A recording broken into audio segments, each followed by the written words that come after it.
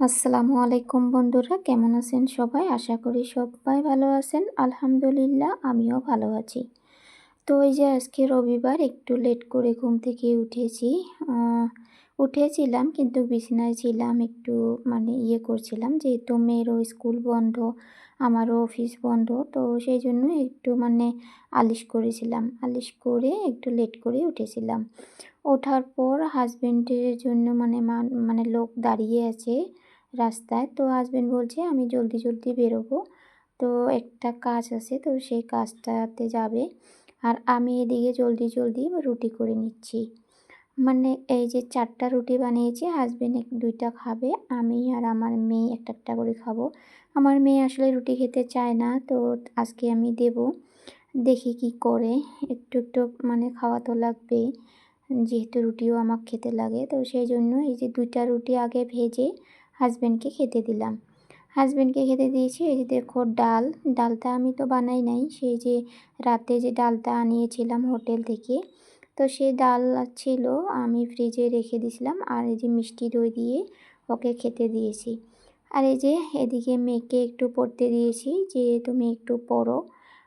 তারপরে যে ওর বাবা চলে গেল, আমরা ২ মা মেয়ে মিলি খাচ্ছি। কী হয়েছে জানো? যখন আমিও খেতে বসেছিলাম, তো আমি ক্যামেরাটা অন করে দিয়েছিলাম। আমি ভেবেছি ক্যামেরা অনে আছে। তো যেই আমার খাওয়া দাওয়া হয়ে গেল, আমি দেখি ক্যামেরাটা অফ। তো এরকম আমার সাথে হয়, আমার মনে থাকে না যে ক্যামেরাটা অন আছে না অফ আছে। আমি জাস্ট টাচ করি, আর যে ভিডিওটাতে যে ক্লিক করব সে করি না, আমার মনে থাকে না। তো এইভাবে করে আমি করি। আর এই যে আমার মেয়ে জেদ করছিল, আরও বলে দই লাগে। দই দিয়েছি, একটু খেয়েছে, তারপরে নষ্ট করে ফেলেছে। তো ওই রকম। তো কী করব, বাচ্চা মানুষ তো একটু এরকম করবে। তো তারপর আমি খাওয়া দাওয়া হয়ে গেল, আমি আসলাম বিছানাটা ঠিক করে নেব। তো এই যে চাদরটা আজকে চেঞ্জ করে নেব। আসলে চাদরটা ২ দিন আগে চেঞ্জ করেছিলাম। তবুও আমার এই যে মেয়ে না একটু রাতে আইসক্রিম খেয়েছিল, তো একটু লাগিয়েছে। তো আর আইসক্রিম লাগিয়েছে, এটাতে আমি ভালো লাগে না। একটু বিছানাটা লেত্রা হলে ওখানে আর ভালো লাগে না। যেহেতু সারাদিন কাজকর্ম করে বিছানাটাতে একটু রেস্ট নেই। যদি বিছানাটা ঠিক না থাকে একদম ভালো লাগে না। তো সেই জন্য আমি বিছানাটা এই যে ধুতে দিলাম।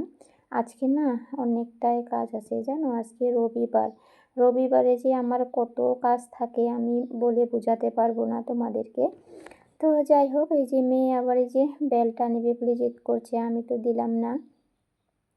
সেই জন্য ওই যে একটা চেয়ার নিচে ওদিকে উঠবে বলে।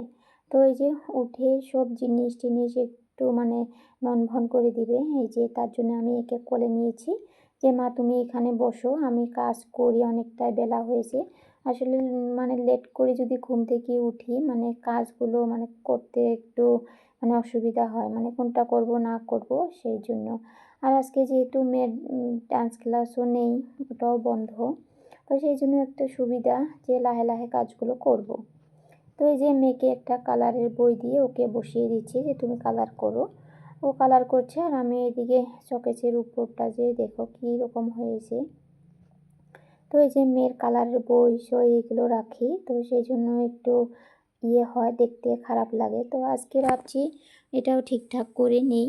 এই সমস্ত জিনিসকে আমি নিচে নামিয়ে এটাকে ক্লিন করে নিচ্ছি।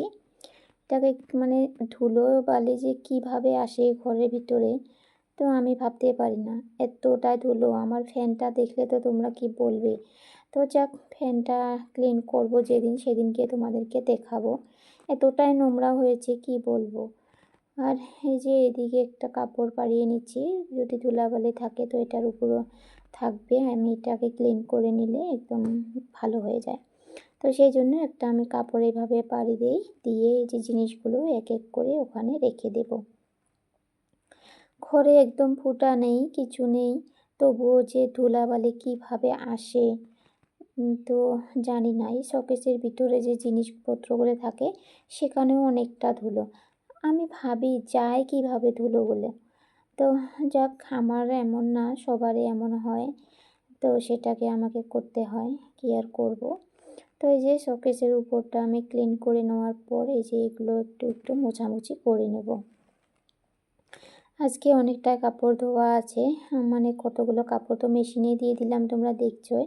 আরও অনেক পালা আছে জানো, পাহাড়ের মতন একটা পালা আছে, সেগুলো আমি হাত দিয়ে ধুয়ে নেব। আর এই যে এদিকে কাজগুলো মানে করে নিচ্ছি তাড়াহুড়ো করে। এগুলো কাজগুলো করতে করতে একটা ফোন এসেছিলো যে আমাকে ওই মানে আমার গাঁয়ে একটু যেতে লাগবে, তো একটু দরকার আছে। তো সেই জন্য আমার হাজবেন্ডও চলে এসলো, এসে আমাকে বলছে তুমি তাড়াতাড়ি রেডি হয়ে নাও।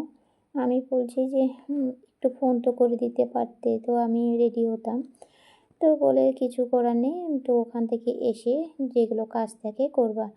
তো এই যে আমি এই ঘরটা তোমাদের সাথে আজকে একটু শেয়ার করলাম।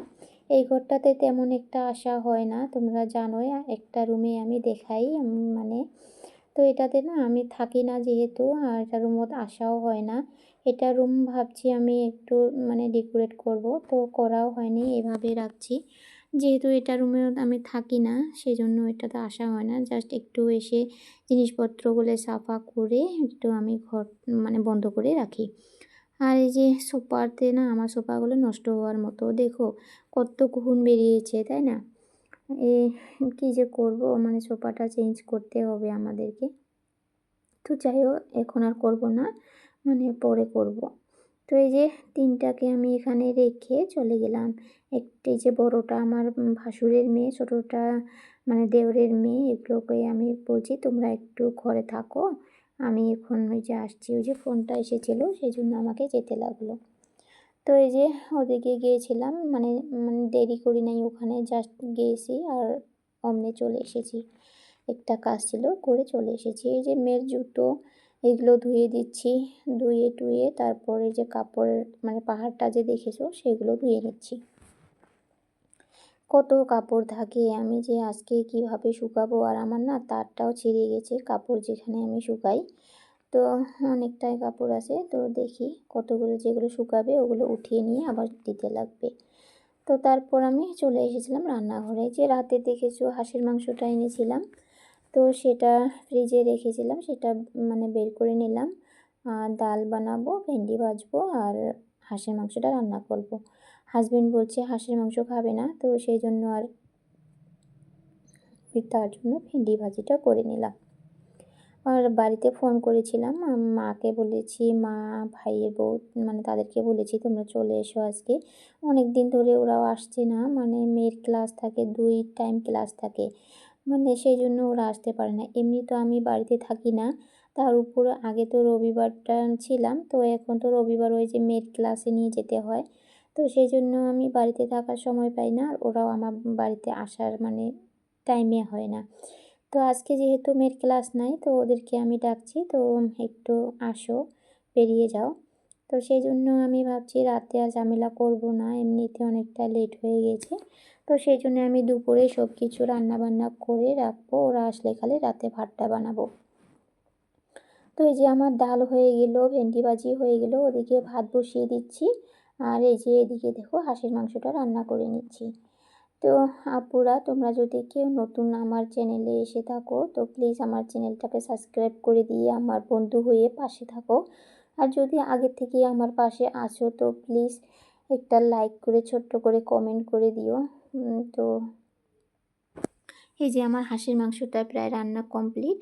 আর তারপর আমি সমস্ত এই যে ঘর এগুলো বারান্দা অনেকটাই নোংরা হয়েছে, সেগুলো মুছে কুচিয়ে আমি আজকের ব্লগটা এখান থেকে শেষ করেছি। আল্লাহ হাফিজ।